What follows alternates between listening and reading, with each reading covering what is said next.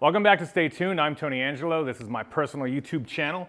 And today we're going to figure out, is the Porsche 911 market finally softening? It's been rocketing to the moon for a million years, and I don't know if it's still chugging along. And some of the best cars that have been going up in value recently have been the 996, the kind of bastard stepchild of the 911. And I've got one here today, so we're going to fix it up, flip it, and see if people still want to buy these things at high dollar prices.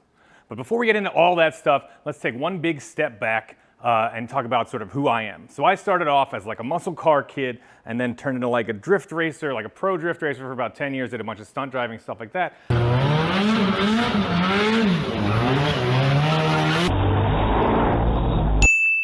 And then got back into hot rods and muscle cars for about the last 7 years or so. What does that have to do with Porsches? Absolutely nothing, except that I love driving cars that feel awesome, and 911s feel awesome. So this isn't my first 911, and I always wanted one, but I was not gonna spend $1 million on one. So in February of 2020, I bought a convertible cabriolet $5,000 Carrera rear-wheel drive 911 in 1999. You can dig back through the channel. There's a couple videos on it. That thing was awesome. I bought it for $5,000 with 95,000 miles on it.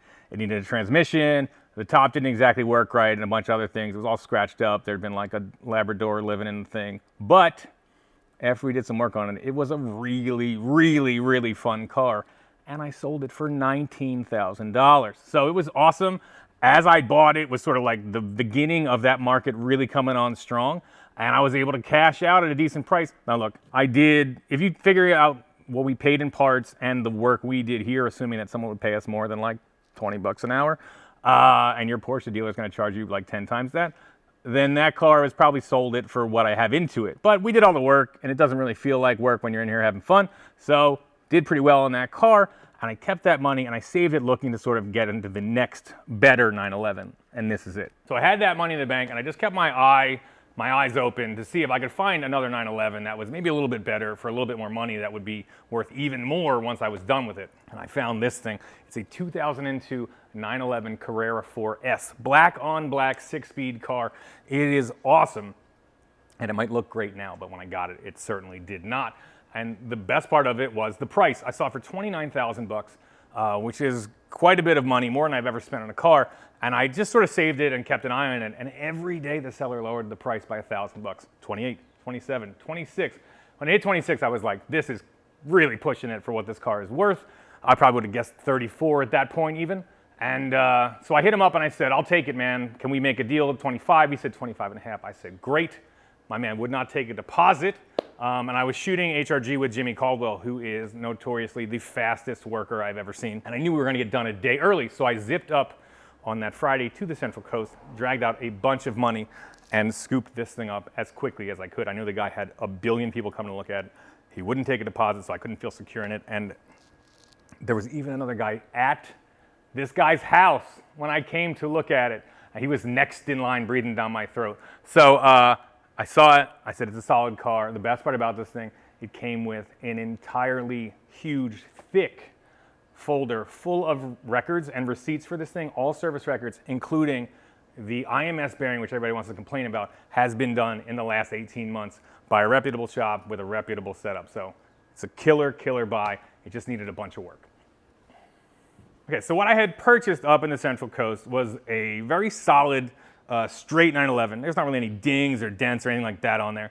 The paint was gross, tons of tiny scratches. There's some actual defects in the paint. The headlights were super cloudy.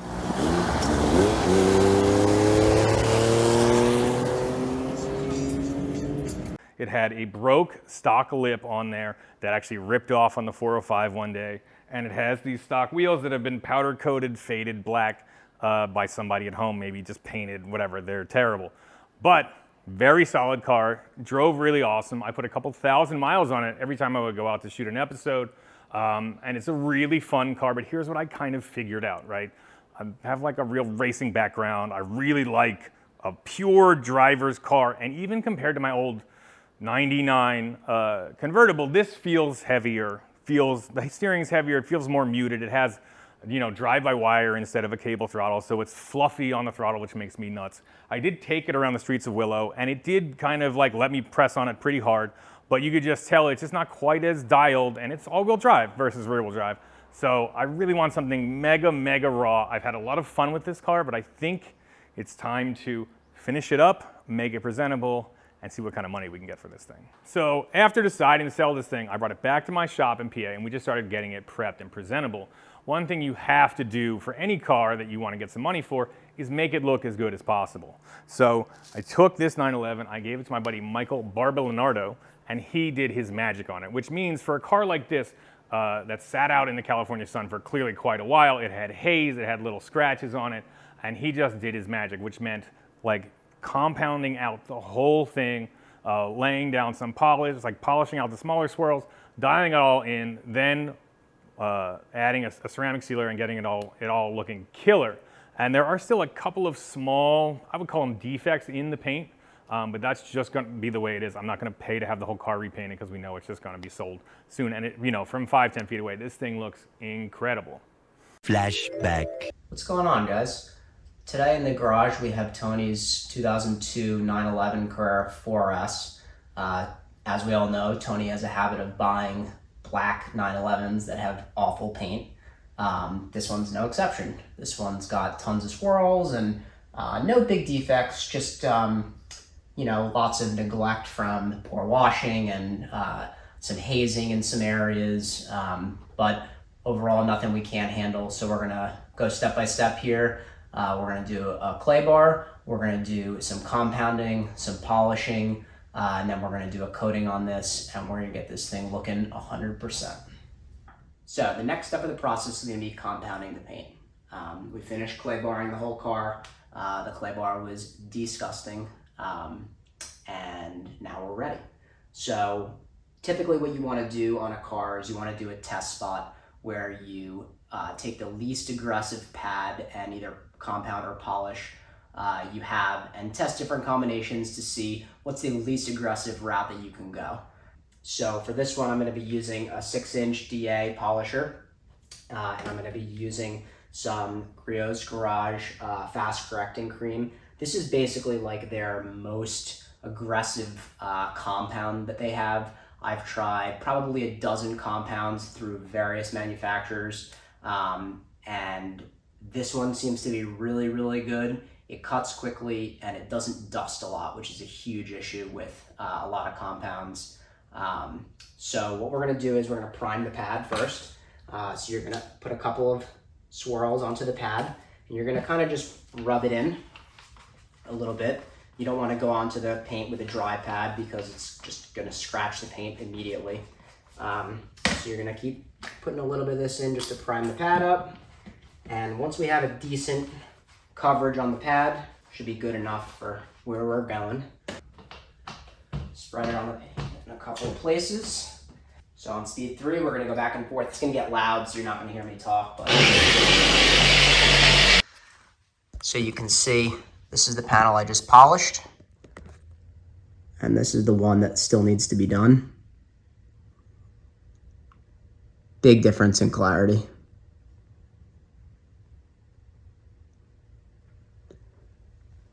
So I'm going to set this thing back up and we're going to keep rolling on this panel.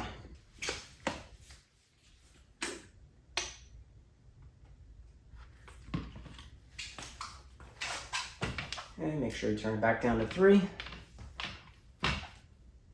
Yeah. So we spent the last 4 hours or so polishing out the rest of this car. Everything's looking great. For the most part, this thing is dialed. It's good to go, ready for coating.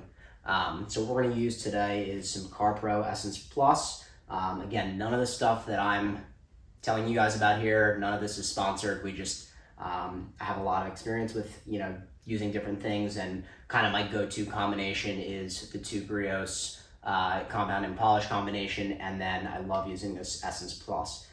So this stuff is a hydrophobic coating that has a bit of a jeweling effect, kind of fills in the micro Mars that you can't get with polishing, and then it has a hydrophobic coating in it that lets the waters sheet off of it.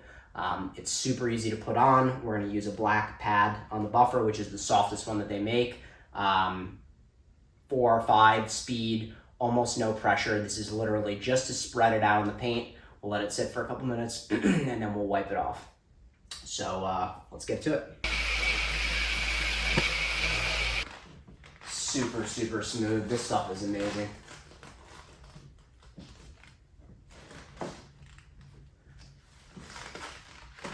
Okay, there we go. End of flashback. Another thing I did just to improve the look of the car when it got back here was a headlight restoration. Again, that California sun is, great for not rusting your car out. California cars don't rust, but they absolutely bake in the sun. Interiors go to trash.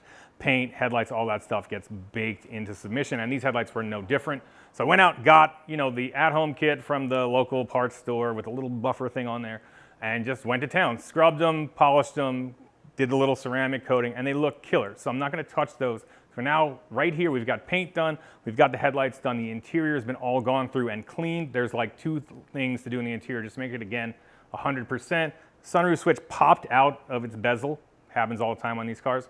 And the glove box door is just like broken, the little latch is ripped off. So I'm gonna buy one of those, we're gonna fix the sunroof thing, and for now, what I wanna turn my attention to is a weird little tick that happens in the front suspension and getting the front lip back on. So we're gonna get the car up, give it a once over, see if there's anything glaring that might take away from the driving experience, make sure that's fixed so we can offer up like a really thoroughly good car. Because I'm not trying to rip anybody off, I bought it at a good price, I'm willing to do a little bit of work on it, make it look good, make it drive even better, and then sell it and see what's next. I guess in my 911 journey, I'll just keep buying 911s forever or whatever.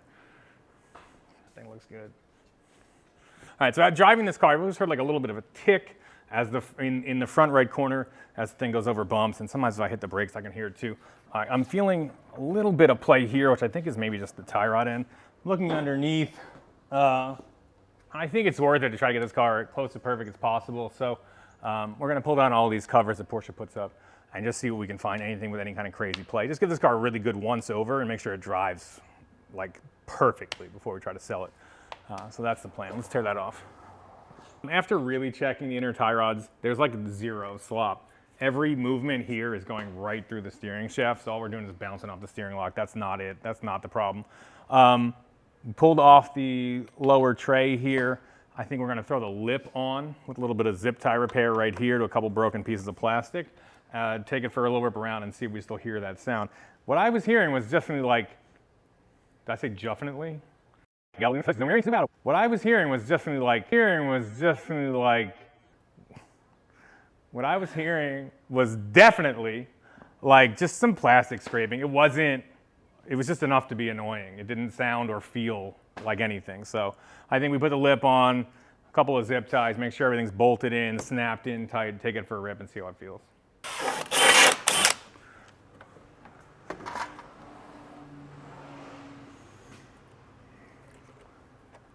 So this is part of the bigger wheel well, so I'm definitely not going to buy a whole nother one for just this. If you want to get nuts, you can do 4 holes and you can crisscross them, but this is such a small little tab. I just want to make sure we're not hearing it bouncing around. Just give her a little snug. That's it. Not flipping, not flapping.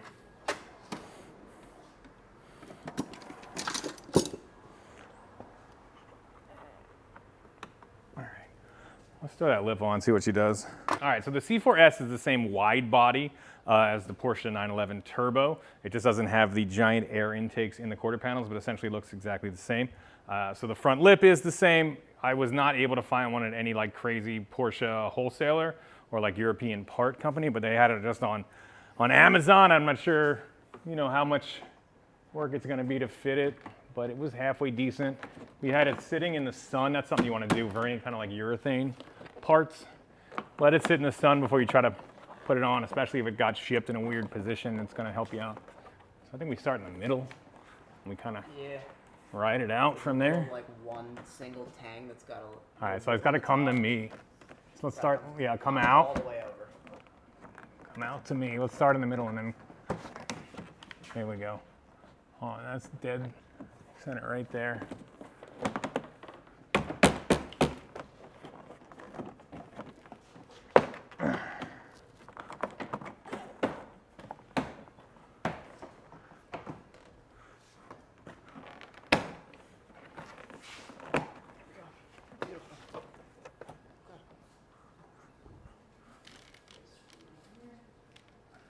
That looks halfway decent. I think if it sees some sun, look at the screws in the corners. Won't bother you one bit.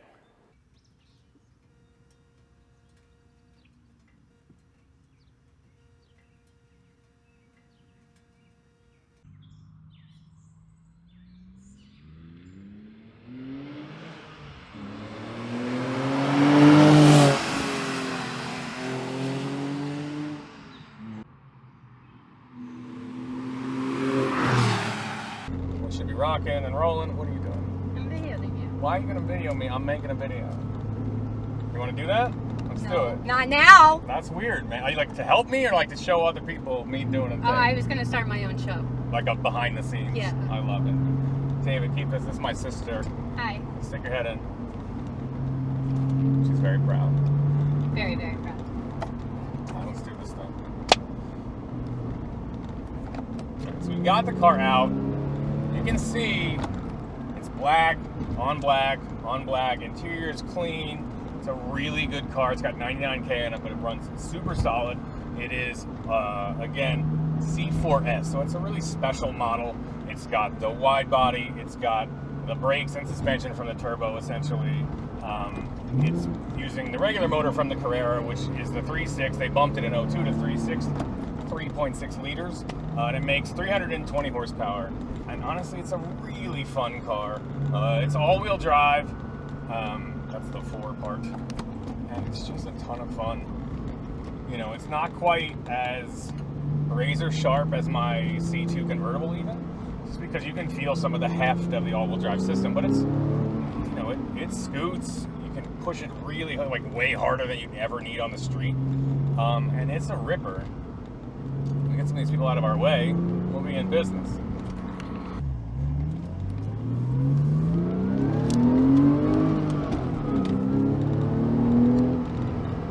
This really is like as much car as you ever need on the street, and that's why I want more. Because, you know, that's the way the party goes. But it's really fun. I've taken it on some trips long, you know, like 1,000 miles. It's an awesome like weekend car. Everything works, which is a novelty for me with my cars. But it's a ton of grip. Still has like that traditional 911 pull you out of a turn real fast. You know, essentially like the motor is behind the rear wheel. So all you do is you come in, you hit the brakes until the front end will turn. Get the front end turn and you just stomp on the gas and it will rocket out of turns. It's ridiculous what these cars can do. I mean, essentially this is stock, you know, we've got exhaust on it, that's about it. You know, a little bit better tire. The Falcon tires that are on here, definitely grippier than whatever came on back in the day, but it's rad.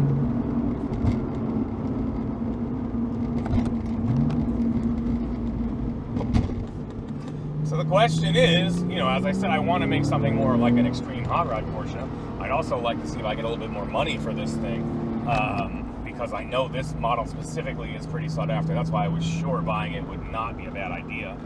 So I've got, you know, 26 into it, drove it for a few thousand miles, which is really fun, and now I'm wondering what I can get out of it. I think we might spend a little bit of time doing a few other things, but really, like, I think I could probably, you know, if I could get 10 grand more, get 36 for it, that's a huge profit just by knowing the market, feeling like it's good. But I don't know if the overall market is softening, and if it is the Porsche market immune? Because it seems to be. It's just enough dudes with money. There's enough Jerry Seinfelds out there that will pay whatever. Not, he won't buy a 996. He's too cool for that. But there's enough, you know, Seinfelds out there that I don't think these cars are ever coming down. I just don't see a world where that happens.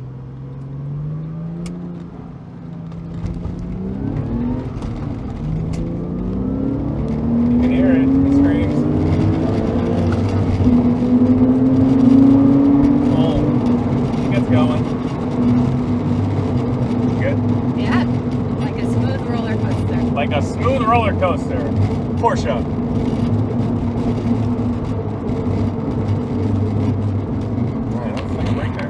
This car's rad. Yeah, it's good.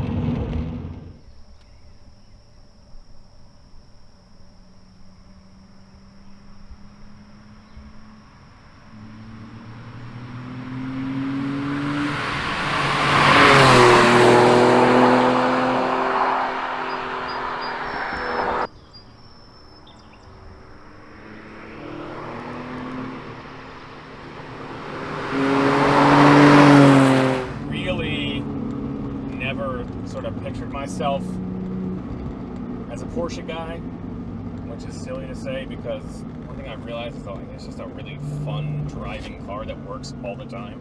Who wouldn't want that? Yes, it kind of looks like a frog, but like if you kind of like let it grow on you, you get very excited about it. So I'm a big fan, and the bottom line is just like it just works so well, and you can just ignore like all of the other Porsche dorks who have, you know, 8 figures in their bank account and never drive the car over half throttle. That's not us. We're in the cheap Porsche, and we're driving the hell out of it. That's how we do it.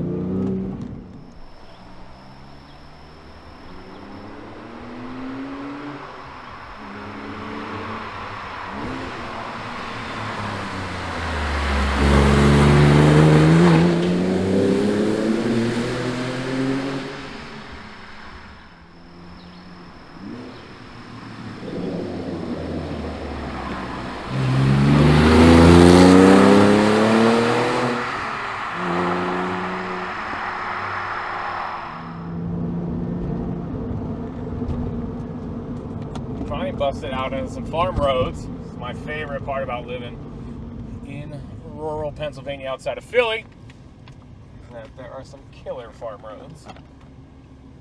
There's some kick-ass turns. And again, this isn't quite as razor sharp as the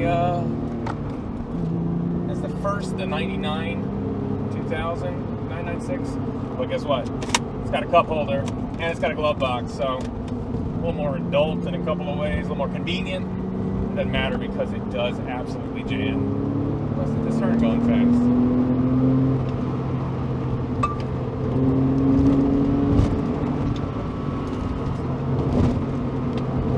That squirrel almost bit it. Much respect to him, he was like, I'm out. We're just going the speed limit here. Don't worry about where we are. We'll make a turn around here.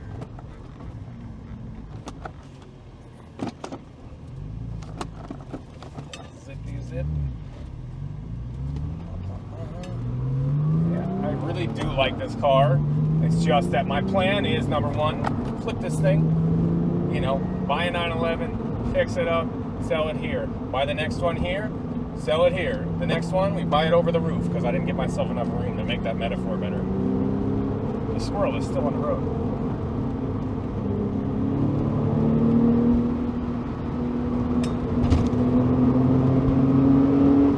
Yeah, we're going quickly. Zip, zip, zip.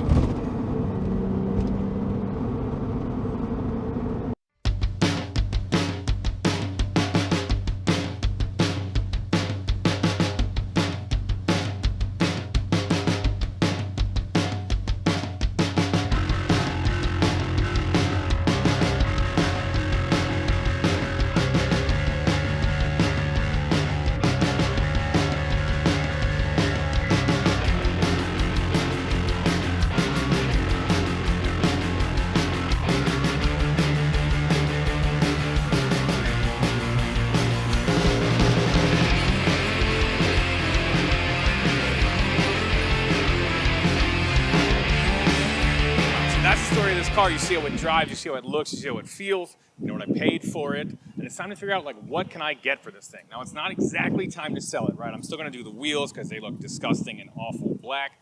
I wanna polish up those calipers, make them shine again, maybe do a couple more things just to make sure the car is perfect, but then like what kind of money can we ask for it? I paid 26, I've got a couple more bucks in it. Can we get 30, 35, 38, 40? I don't know.